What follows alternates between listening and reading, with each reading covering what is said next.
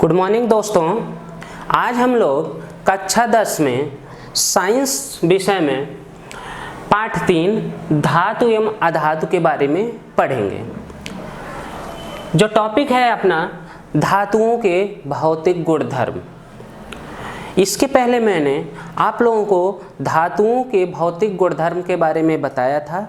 अब उसी चीज़ को हम लोग प्रैक्टिकली करके देखेंगे। फर्स्ट पॉइंट है चमकीली सतह। धातुओं की सतह चमकीली होती है। तो कोई भी धातु होगी उसकी जो ऊपर की सतह होती है वो चमकीली होती है।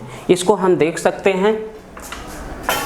हमारे पास एक थाली है, इसकी सतह आप देख सकते हैं, ये चमकीली है। ये स्टील की बनी हुई है। स्टील जो है कार्बन और आयरन का मिश्रण होता है। ये इसके धात्विक गुणधर्म के कारण इसकी सतह चमकीली होती है।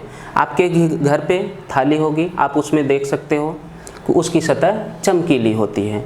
अब दूसरा पॉइंट आता है टकराने पर आवाज़ उत्पन्न होती है। दूसरा पॉइंट है टकराने पर आवाज़ उत्पन्न होती है। तो किन्हीं दो धात्विक पदार्थों को या धातु से बने पदार्थों को आपस में टकराया जाए तो उनसे आवाज़ उत्पन्न होती है। तो जैसा कि आप देख रहे हो, एक थाली है और एक चम्मच, दोनों स्टील से बने हुए हैं। अगर इनको एक दूसरे से टकराया जाए इस तरह से आवाज़ उत्पन्न होती है। अगर ये धात्विक नहीं होते तो आवाज़ इतनी उत्पन्न नहीं होती। अभी आप देख लीजिए, ये चाक का टुकड़ा है, इनको टकराया गया, इनसे आवाज़ उत्पन्न नहीं हो रही है। तीसरा पॉइंट आता है ऊष्मा तथा विद्युत की सुचालक होती हैं। ऊष्मा तथा विद्युत की सुचालक होती हैं। तो अभी ये देखिए, हमारे पास एक वायर है, इसको जो है बल्ब के साथ कनेक्ट किया गया। जैसे ही हम स्विच को ऑन करते हैं तो ये बल्ब जलने लगा। जैसे ही स्विच को ऑफ करेंगे तो ये जो है बल्ब जो है बुझ जाएगा। फिर से ऑन करेंगे तो फिर से जल जाएगा। तो इससे ये प्रूव होता है कि धातु से बने वायर में विद्युत धारा का प्रवाह हो सकता है। इसके बाद आपका फोर्थ नंबर पे ऊष्मा तथा विद्युत की सुचालक होती हैं। आपने देखा होगा कि चाय की केटली होती है।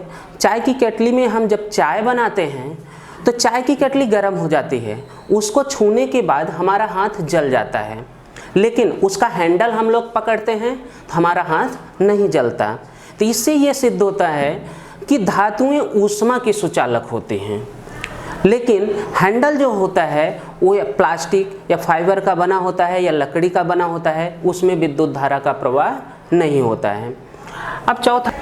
अब फोर्थ नंबर पे आता है आघात वर्धनीयता। आघात वर्धनीयता क्या है? किसी भी धातु के टुकड़े को अगर हथौड़ी से पीटा जाए तो वो फैल जाता है। तो हम प्रैक्टिकली इसको देख लेते हैं। हमारे पास ये एक वायर है, ये जो कॉपर का वायर है, इसको हम हथौड़ी से पीट के आपको बता देते हैं। तो ये देखिए आप,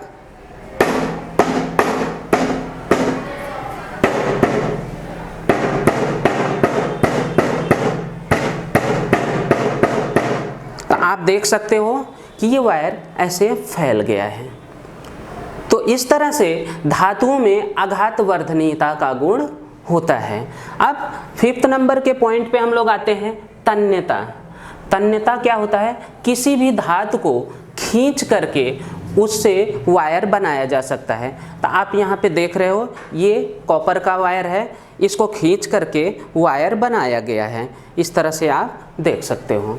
तो ये रहे धातुओं के भौतिक गुणधर्म। अगर हम अधातुओं की बात करें तो अधातुओं को अगर पीटा जाता है, सपोज उस पर ऐसे बल लगाया जाता है, तो ये इस तरह से भंगुर होते हैं, यानी कि वो टूट जाते हैं। उनमें भंगुरता का गुण पाया जाता है। धन्यवाद।